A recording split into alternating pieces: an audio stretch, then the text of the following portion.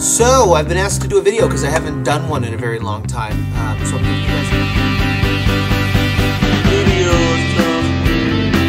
Oh my god. So, the best thing about it is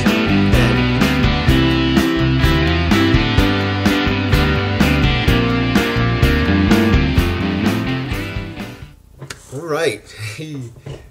So, me and the guys went shopping the other day. A friend of mine said that he had stopped by a local... hey, everybody, by the way, how you doing? Long time no see. So my friend Ken had said he had gone by a local wine shop a few towns over, and they had a case of Stone's Lucky Bastard sitting in the cooler with a sign on it said, 1 per customer. And he was going back the next day to get some. So I said, can I go? And actually, we ended up, me and my son went with him and another friend of mine, Mike. And we all went out and we got a bottle each, except for my son, obviously, who's 12.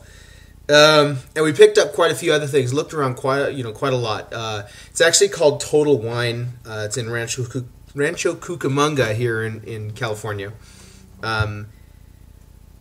They had a huge wine selection, and they had a really nice alcohol selection. We didn't really look at the alcohol so much, and I didn't get a lot of time to look at the wine, but I did look at it a little bit.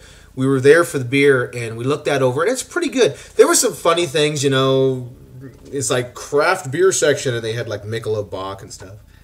But I don't know that the signs really pertain to exactly what was in those areas. Whatever order they had it in, we just kind of, it was like looking for a book. Actually, Mike said it was like looking for a science fiction book. You know, if you're a science fiction fan, a lot of us kind of scan the shelf looking for some name, an author's name, or sufficiently nice cover art, both of which, will, you can't have a good science fiction novel without excellent cover art. Anyway, among other things, we got the Lucky Bastard, which I'd really like to do a review on. I got the Guinness extra stout, foreign extra stout, I guess, that I'd like to do a review on real quick, and may do it today. But because the Guinness has a higher hop content, I think I'm going to do this one first. St Bernardus, tons of glare on that. They're Abt 12. Without getting too much into history of the thing, there's a real intimate connection between St Bernardus and St Sixtus, and a little bit with Westmalle as well. Like I say, as it should be for Trappist breweries, it's nice that they're all brothers with each other as well. St Bernardus is similar to Westvleteren. And my understanding is the yeast that was traditionally used in Westvleteren is still used in the Abt 12. So that's going to be awesome. I've never actually had Westvleteren, so this will be the first step. So I'm going to crack it. You ready? Nice hiss. So it, despite its long journey, has maintained well with... Okay, I'm using the goblet, which we picked up here a few weeks ago.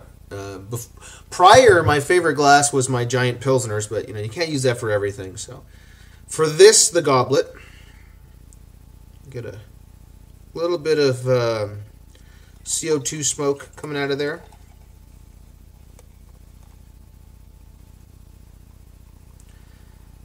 Hair cloudy from the bottle. We're going to be kind of careful with and sediment, as is normal with a Belgian, in my opinion.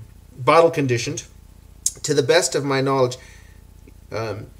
This, although it's Abt 12, my understanding as well is that it is not exactly 12% alcohol. As a matter of fact, here it is, 10% alcohol by volume.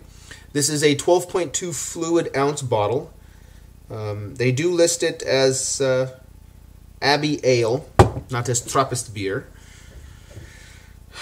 Ooh, nice color. I've got a light behind the monitor, actually, to kind of brighten this area up, because I think some of the previous videos weren't very well done as far as light. So, holding this up to light, I'm seeing a dull glow, and I'm not seeing that point of light. So this thing's, got some darkness to it.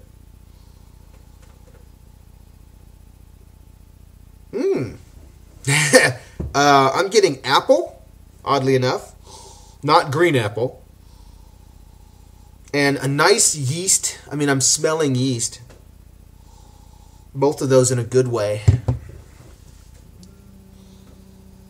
And I'm getting texts.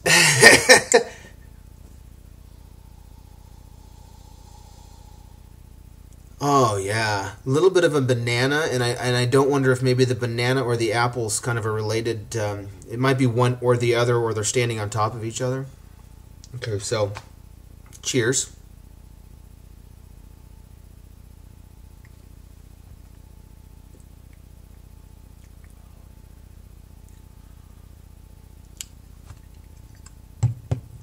Not bad. There's a little bit of just a slight metallic on the front of the tongue. I'm not sure if that's beers or me, because I do pick that up on occasion with beers. And I don't think it's cap contamination, so don't even try. Really nice. There's a good malt. Carbonation might be just a touch heavier than I'd like, and I have heard comments that the 22-ounce bottles are superior to the 12s.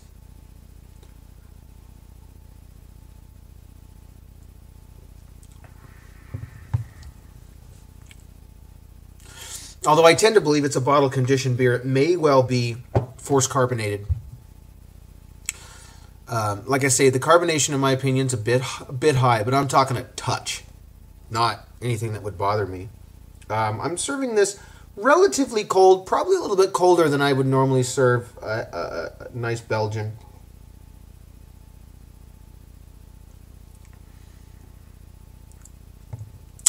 Very well rounded. Not hop forward. Doesn't have, despite the 10, doesn't really have that overwhelming sense of flavors that some quads have. Really good beer. Am I thinking, holy crap? No, I'm not.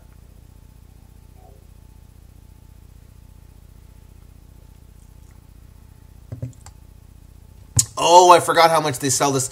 They sell these in like 4-packs or 6-packs or something at that place, and I absolutely forgot what the price was. Seriously, I think it was something like $12-15.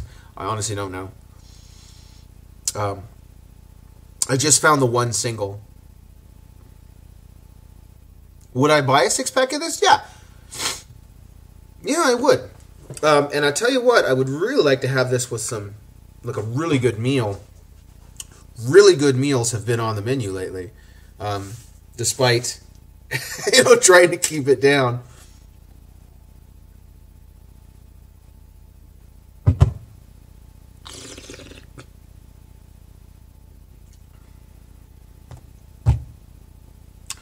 I don't know if you guys have ever tried that, but I aerate it.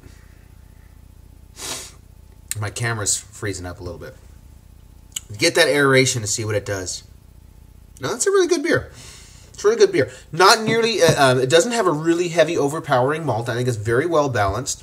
I'm not really picking up, personally, I'm not really picking up anything that I could say, oh, it's this hop or the other. It is definitely a Belgian. It definitely has a really good feel in the mouth. The bubbles feel like CO2 and not, obviously they're not nitrogen. So there is a little bit of that tannic bite from the carbonation on the tongue, which I have no problem with. Good beer, all-around beer. I don't know, I'm not trained to give these things numbers. So, I don't think many of us sit around and try a new beer and go, wow, that's a 7.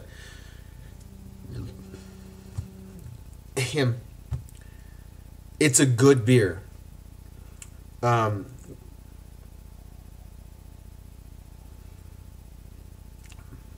It's consistently rated highly on the world scene of beers, and I agree with that rating. I would rate this highly. Would I say it's a top 10 beer? I don't know about the world. In my world, maybe not. Maybe not. There's, Panapot,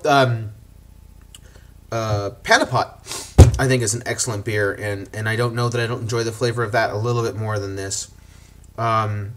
But as far as top 10 Belgian beers that I've tried, yeah, I like it an awful lot. I'm spoiled by really heavy beers.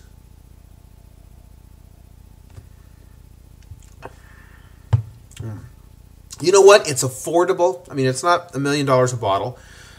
It's a good beer. It's a very clean tasting beer. I like the color. I like the smell.